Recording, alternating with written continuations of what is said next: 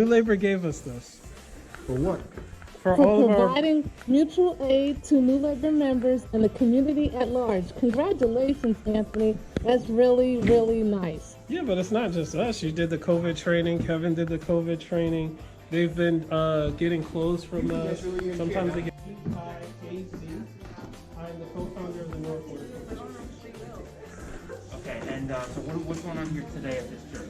So every Saturday, the Newark Water Coalition does a distribution from 11 a.m. to 2 p.m. We give out clean filtered water provided by 501c3. They gave us this water box, which is a mobile filtration unit.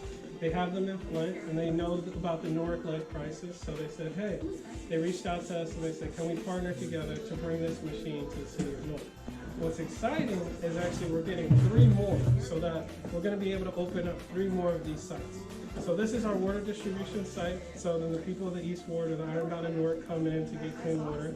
We also started providing groceries and used goods, such as sneakers, shoes, and clothes, winter coats for folks as well. So I guess the lead issue is still a big issue in Newark, right? Yeah, I would, what's interesting too is the EPA just changed the lead and copper rule. So before, the lead and copper rule had 15 parts per billion. That was the federal standard. At 15 parts per billion, there was a problem.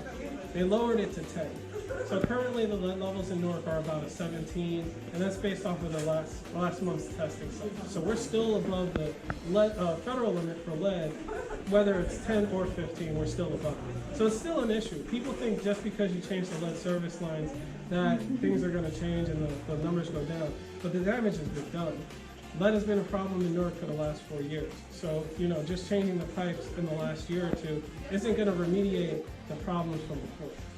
What is the answer to completely fix this problem? I think it's a multi-pronged approach. Nothing is mutually exclusive. You have to worry about the health conditions. You have to provide for the material needs of the people. You have to give them clean water while their pipes are being replaced. You have to make sure that they know about the issue, educate them, make sure they're not boiling their water, make sure they know about the lead crisis. And I would say mental health. Mental health is one of the things that I really, really have been pushing lately. We shouldn't normalize some of the things that we've been doing. One of the things like I do is I love tea every day, right? So I have a big 5-gallon jug at home. And every time that I want tea, you pour it in, right? Every time you want water, you're using a pitcher or you're using a filter. These things aren't normal. There's other communities that don't have to go through these. So one of the things, even now with COVID, right? This lead issue has been put slightly on the back burner. People know about it. But obviously COVID, it's a pandemic, it's a global pandemic, rightfully so, it's taking the forefront of everybody. So we're dealing with multiple crises here in the city of Newark. That's something that people don't realize. And then the first thing they tell you with COVID is wash your hands, right? But if you have this natural distrust of the water that is coming out of your pipes, then you're having a natural distrust of like, hey, what's going on, right? Can I use this water to clean myself? Can I use this water to sanitize myself? So it's all these, it's so many different issues that overlap that you can't just have one solution. You can't just have one approach. You have to go all over the community. Thank you. Miss, can I ask a question? Yes, Is this the second time or the first time you're refilling? this is more than the second time. Okay, because your water at your apartment or house? I'm in a house, a private house. Okay, and the lead levels are high, so you want clean water and you come to the Newark Water Coalition, correct? Yes. Okay, thank you. Thank you, thank you. But the other thing is, I know local communities research, so we started doing no contact delivery of water.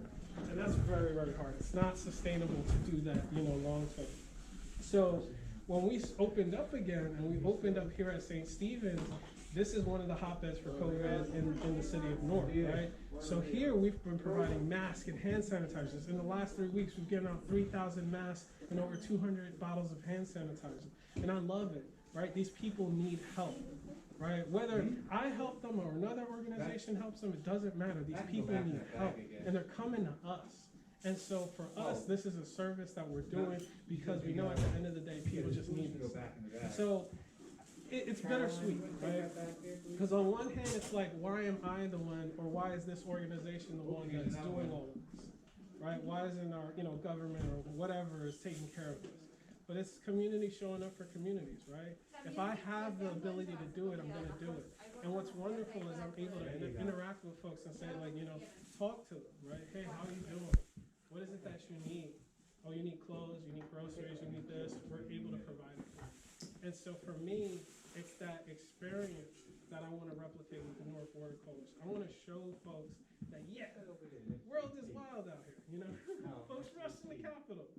But you know what? It's not just that kind of stuff. It's community members showing up, it's folks volunteering, it's folks caring, it's folks saying, hey, I'm here to help. That's what we really do every Saturday.